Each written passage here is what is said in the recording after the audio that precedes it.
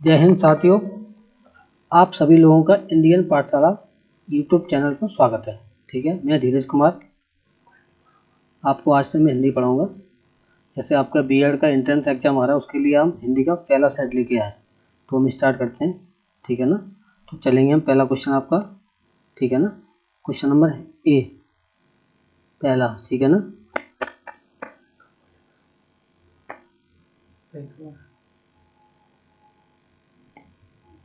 पहला क्वेश्चन लिखेंगे हम, करेंगे। हे राकेश यहाँ आओ, इस वाक्य में कारक है। तो आपसे क्या पूछा है इसमें? हे राकेश यहाँ आओ, इसमें पूछा है कारक। तो जैसे विस्मयादि बोधक का कोई चिन्ह आ जाए, या जैसे छी आ जाए, अजी आ जाए, तो हम क्या होगा? संबोधन कारक। कारक टोटल कितने होते हैं हिंदी में? तो 8 होते हैं। ठीक है ना, अगर कोई आपसे पूछता है कारकों की संख्या 8 होती है, उसका राइट आंसर होगा बी पहले का। अब चलेंगे second number, question number B पर, 2 पर। मीठा शब्द का वाहवाचक संज्ञा होगी। मीठा का क्या होता है? आप जो लोग जानते हैं, मिठास। ऑप्शन नंबर 2 का बी राइट आंसर। उसके बाद चलेंगे क्वेश्चन नंबर 3। मुझे किस प्रकार का सर्वनाम है? ठीक है, मुझे किस प्रकार का सर्वनाम है, तो इसमें होगा आपका उत्तम पुरुष, ऑप्शन ए राइट आंसर। उसके बाद चलेंगे आगे, क्वेश्चन नंबर 4। मीरा ने आधा लीटर दूध पी लिया, में विशेषण है। तो इसमें पूछा है मीरा ने आधा लीटर दूध पी लिया, तो दूध को हम नाप तोल सकते हैं, तो इसमें आपका क्या होगा? ऑप्शन सी परिमाणवाचक विशेषण। ठीक है ना। उसके बाद आगे चलेंगे, क्वेश्चन नंबर 5। निम्नलिखित में से किस वाक्य में सकर्मक क्रिया है? आप बताएंगे सकर्मक क्रिया किसमें है? उसने कार बेच दी, तो इसमें आपकी होगी सकर्मक। राम दौड़ा अकर्मक, में रुक गया अकर्मक क्रिया, खिलौना टूट गया अकर्मक क्रिया। ठीक है, तो इसमें पूछा है सकर्मक क्रिया, तो आपका 5 का होगा सी। Question number 6। निम्नलिखित में से कृत्यवाच्य का वाक्य बताइए। तो इसमें होगा तुलसीदास ने रामचरितमानस लिखी। ठीक है ना, तुलसीदास ने रामचरितमानस लिखी, उसका राइट आंसर होगा ए। आगे बढ़ेंगे हम, क्वेश्चन नंबर 7। मैं खाना खा चुका था, इस वाक्य में भूतकालिक भेद है, तो इसमें क्या होगा? मैं खाना खा चुका था, तो आपका हो जाएगा इसमें पूर्ण भूत। Question number 8। किस वर्ण का उच्चारण स्थान कंठ तालु है? तो आप बताएंगे कंठ तालु किस में होता है। देखो, एक तो छोटी ए कॉमा बड़ी ए, तो इसमें दिया है आपका कंठ तालु, तो आपका हो जाएगा ऑप्शन बी। ठीक है, 8 का हो जाएगा राइट आंसर बी। आगे बताएंगे क्वेश्चन नंबर 9। विराम चिन्ह प्रयुक्त होता है, तो आपका क्या होता है विराम चिन्ह? तो आपका ये रहेगा तुल्यता सूचक। ठीक है ना, 9 का बी। गौ का सामान्य बहुवचन दिए गए विकल्पों में से कौन सा है? गौ का सामान्य बहुवचन दिए गए विकल्पों में से कौन सा है? तो आपका ये हो जाएगा गौएं, राइट आंसर डी। अब जाएंगे 11। विचित्र के 3 समानार्थी शब्द दिए गए हैं, एक शब्द समानार्थी नहीं है, उस शब्द का चयन कीजिए जो समानार्थी नहीं है। तो आपका इसमें होगा रहस्यमय। ठीक है ना, तो 11 का हो जाएगा सी राइट आंसर।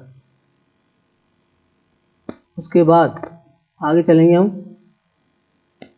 वर का स्त्रीलिंग बताइए। तो आप लोग बताएंगे, तो राइट आंसर होगा वधु। ठीक है, 12 का डी। लांटेन शब्द निम्नलिखित वर्गों में से किस वर्ग में आता है? तो आपका ये आता है विशेषण में। ठीक है ना, किसमें आता है? विशेषण में। Question number 14।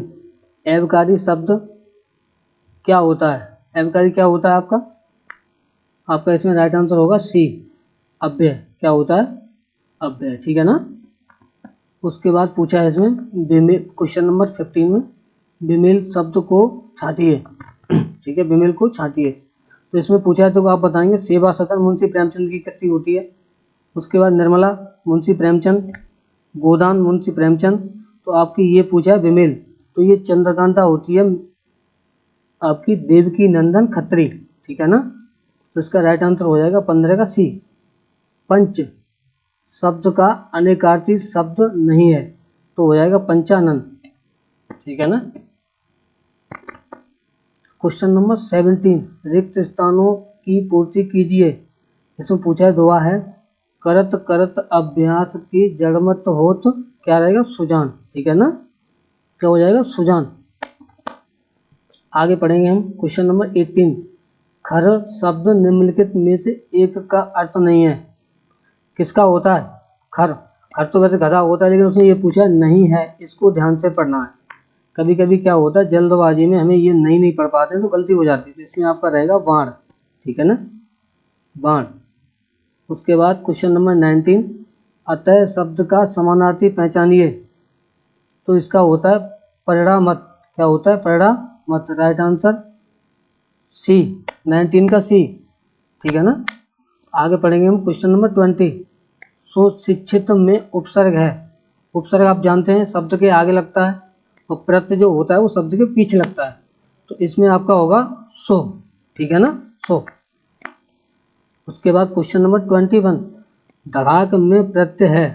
धड़ाक में क्या है प्रत्यय, मैंने अभी आपको बताया था जो शब्द होते हैं उनके पीछे लगता है, तो इसमें हो जाएगा आग, ना कि अक नहीं करेंगे, राइट आंसर बी।